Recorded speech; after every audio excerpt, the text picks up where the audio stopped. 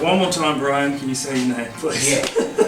Brian Falkenberg from Stewart Drive in Woodturning in Victoria. I always wanted to do wood turning when I retired, so I was given a voucher to have a lesson with a professional some 20 years ago, and I ended up doing most weekends with him for 2 years.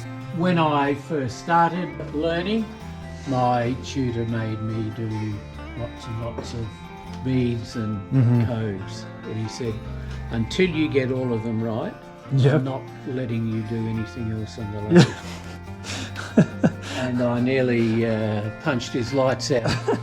Wood turning had that particular attraction because of the enormous amount of different shapes that you can make. Do you have a favourite thing to make?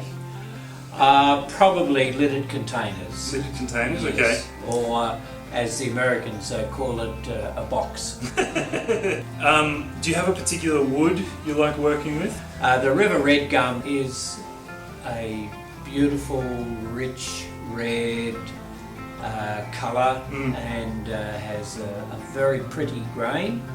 And if you can get a red gum burl, which if you like is kind of like a wart on a tree, the burl grain characteristics are higgledy-piggledy.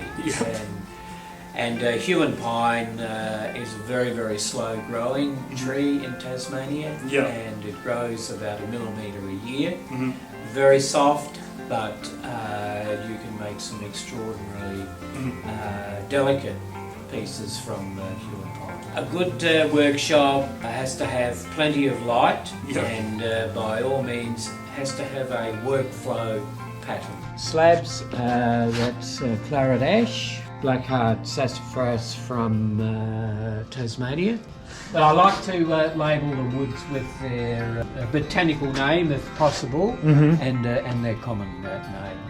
You need to have something that inspires you initially. You need to have an image of that in your head, and preferably a rough drawing. The most satisfaction is from actually making that shape on the lathe. This is my sharpening area. Remember I was telling you about workflow. So when you're on the lathe, it's good to have your sharpening as close as possible. Oh, well, look at that. There you go. Brian printed out my questions. Extension cable wall. Yes, too many. How do you make sure to share wood turning?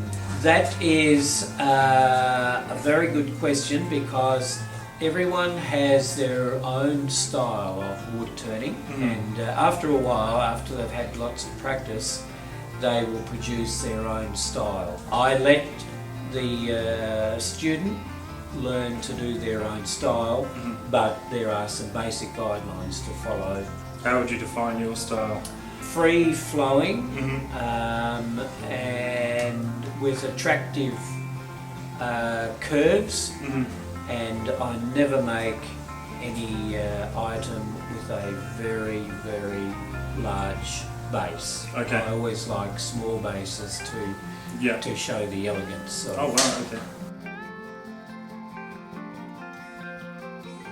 The benefits of wood turning are immense, particularly from a mental health aspect. All of the students that I have taught thoroughly enjoy the focus that wood turning brings, and the relaxation as a result of turning something and making something that you can take home and admire. And very important when you're making a bowl that your wall thickness is the same throughout, otherwise you get cracking. What about when you make half a bowl? Like that? Yeah. Why do you think people... Hopefully my wife's not having a shower. Mindfulness in wood turning, in my view, is being totally focused and really concentrating on what you're doing at that particular time. Other than wood turning, is there anything you'd like to do to look after yourself? To get enough exercise to be able to wood turned for 2-3 hour sessions Yep. without becoming tired. This is my workhorse lathe Yep. where I do most of my turning. Very easy to use electronic speed control. It's called a potentiometer. So it measures the potential of the woodworker? Of the current. Oh, okay. Yes. I'm a bit of a gadget junkie. Yep.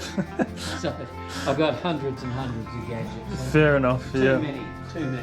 Oh, never too many, sure. Never too many. Yeah. When you first start wood turning, there are 3 or 4 basic tools that you need to learn. First of all is the roughing gouge, and that gouge is used to rough down an irregular piece of wood into a round cylinder. Then we use a bowl gouge, which is the workhorse of the wood turning profession, and a spindle gouge, which is basically to do very intricate shapes. There we go. Just a relaxed grip.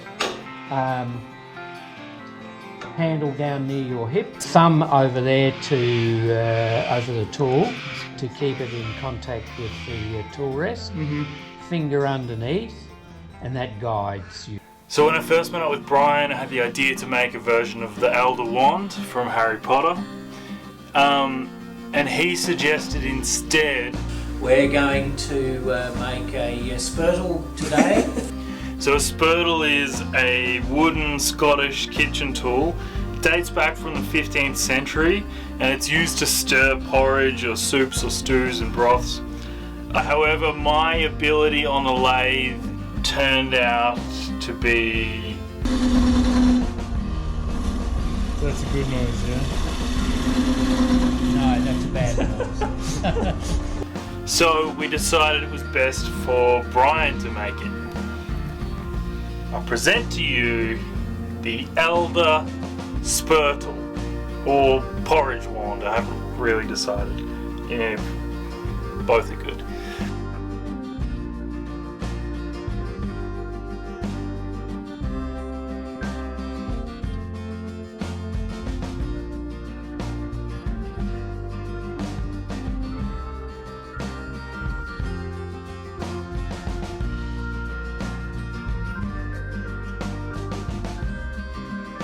Porridge has always been a big part of my family. When I was growing up, my Uncle Jed was one of my biggest heroes. And in every family gathering, he would make this huge porridge for everybody. You just have so many memories of gathering around it and, yeah, the conversations that would flow at the breakfast table. A few years ago, he passed away suddenly, and so porridge is one of the ways that we still feel connected to him. Woodworking or porridge or whatever it is, if it gives us the chance to connect to the people around us or feel connected to the people that we wish were around us, it's something that deserves to be celebrated.